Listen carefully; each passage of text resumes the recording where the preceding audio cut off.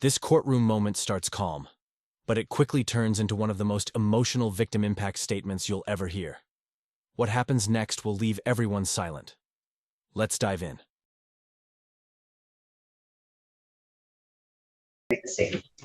All right. Oh, I just have it.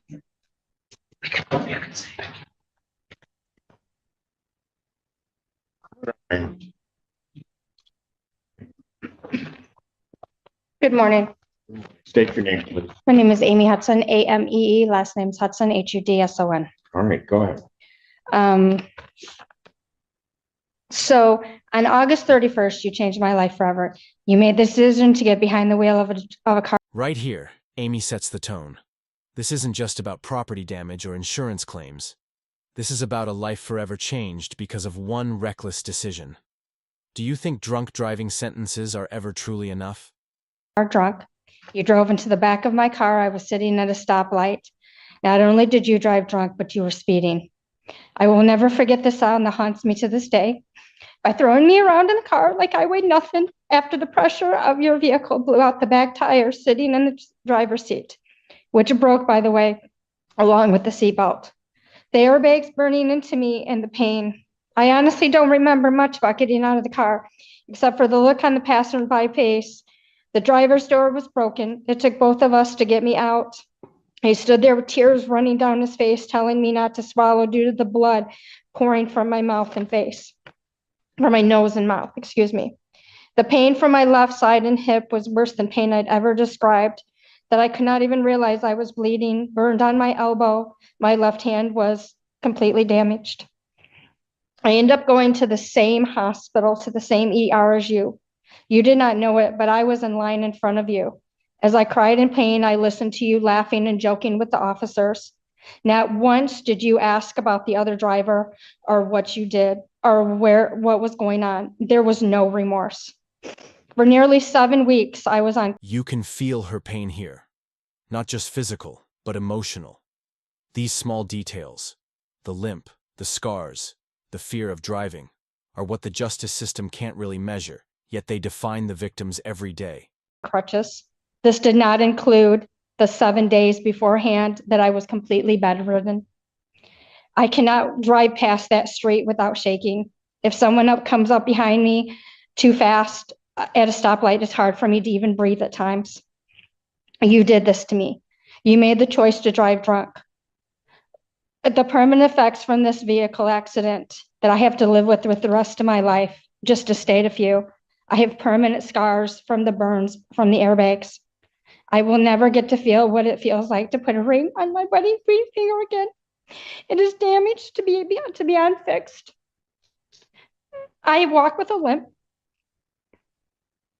I have permanent damage done to the side of my face, to the right side of my face.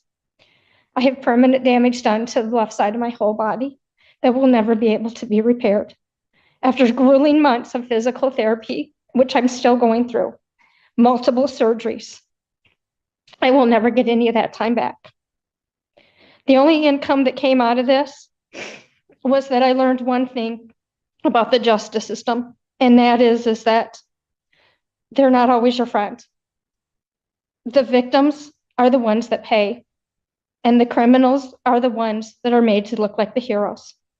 I have fought every single day for my voice to be heard.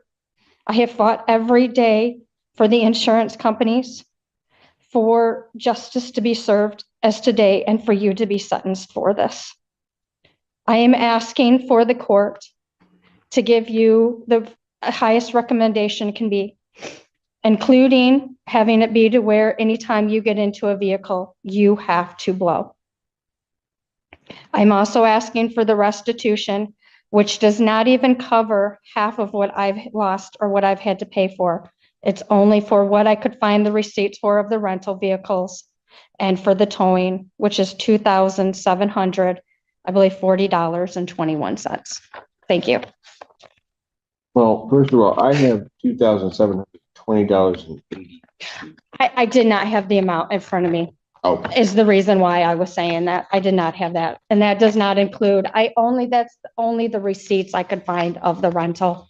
I had a loaner vehicle So that's what I was driving. So while the insurance companies were fighting, I had to rent a vehicle until he could get his money back. And then he proceeded to work on my vehicle. So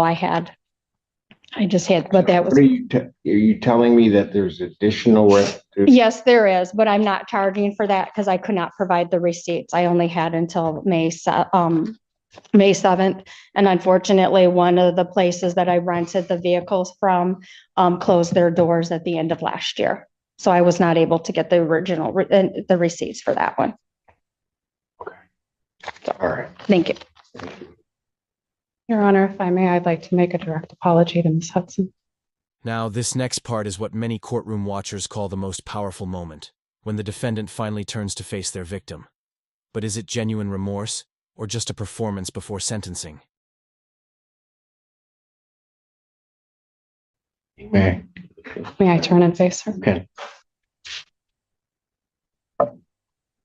I'm so sorry.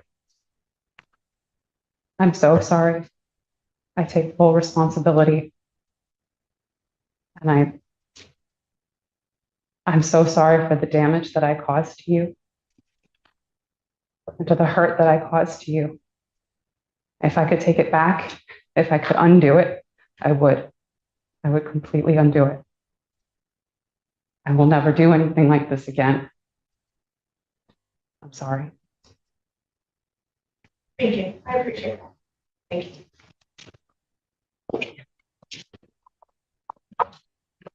And is there anything you want to tell the court before I impose?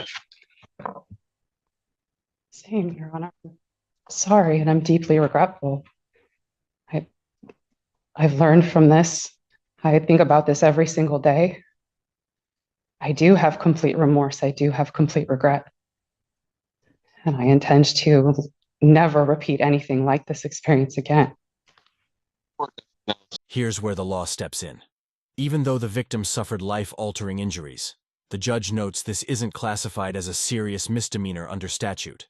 That means probation is legally an option, something many viewers might find surprising. This is not a serious misdemeanor as defined by statute, however, believes there are reasonable grounds to depart from the presumption of a non-probationary sentence. The alcohol screening and assessment identifies the benefit of outpatient treatment, AA meeting attendance, and monitored abstinence from all intoxicants. Therefore, the court will follow the recommendation of probation for a probationary sentence with the stated rehabilitative goals to promote change, prevent recidivism, and to monitor compliance of recommended treatment. Therefore, the sentence of the court, I will place you on 18 months probation. You're to pay $855 fines and court costs, $100 prosecution recovery costs, $100 police agency recovery costs, $540 probation oversight fees, $2,720.82 restitution. That is payable to Amy Hudson, but that is payable through the court. What can you pay today? We're prepared to pay that in full today. Pardon? We are prepared to pay in full today, Your Honor. Everything today? Yes, All sir. right. And you do have then the restitution in cash, correct? Yes, sir. We Okay, very good. All right, all of that is payable today. There is to be no use of alcohol, recreational marijuana, or any illegal substance. You'll be subject to random testing as requested by probation. You are to complete the non-farm outpatient program, including all aftercare recommendations with status reports to probation.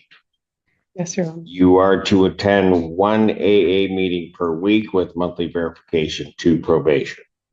You're to provide proof of the victim's impact panel attendance to probation that has, to my understanding, been completed. Your Honor. I will continue to scram tether for an additional 30 days in lieu of 4 days in jail. I'll order 93 days in jail. Credit 1, the balance is suspended. Thank you, Your Honor. Thank you. And just like that, justice takes a different form. No prison time, but strict probation, treatment, and full restitution paid in cash on the spot.